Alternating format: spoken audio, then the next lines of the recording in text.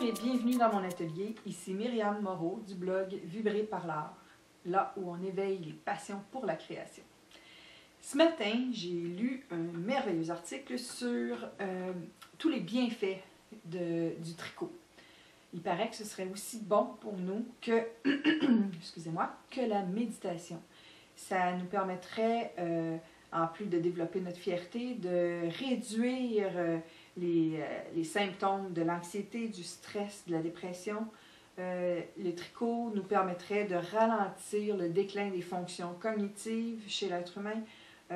Ça prévient aussi l'arthrose et la tendinite. Donc, il y a vraiment plein de bienfaits. Et la lecture de cet article-là m'a donné envie de vous parler un petit peu de ma petite histoire, bon, mon expérience personnelle de tricot avec des enfants.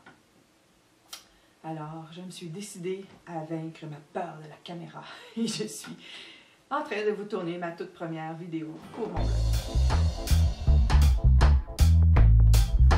Je me demandais un petit peu comment on s'y prendrait, mais le professeur de ma fille, Manon, a fait preuve d'une grande créativité en adaptant son langage aux enfants. Pour qu'ils comprennent, dans le fond, il faut juste s'adapter à leur âge. Je vous montre comment on s'y est pris. On leur a raconté une histoire. C'est l'histoire d'un petit garçon qui veut aller jouer dehors. Mais comme on est au Québec, il fait froid. Sa maman lui dit « Mets ton chapeau ». Et là, l'aiguille rentre. « Mets ton foulard ». Et en sortant, fais attention de ne pas glisser. Petite histoire toute simple, très imagée, que les enfants comprennent facilement. Il y avait juste à réciter ça un petit peu comme une comptine, puis ils savaient exactement quoi faire. Mets ton chapeau, mets ton foulard, en sortant, attention à la glace. Mets ton chapeau, mets ton foulard, en sortant, attention à la glace. Les enfants, en début d'année, avaient beaucoup de peine à compter les mailles.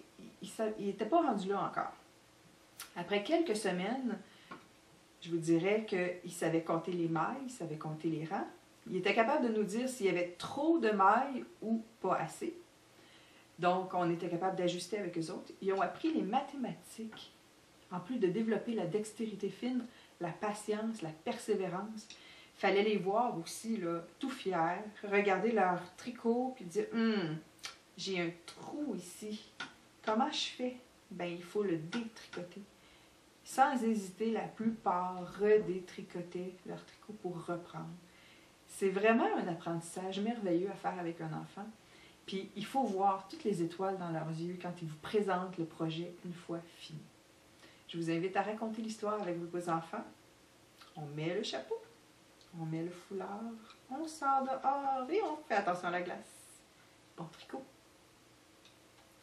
On sort dehors, attention à la glace. On met le chapeau, on met le foulard, on sort dehors, attention à la glace.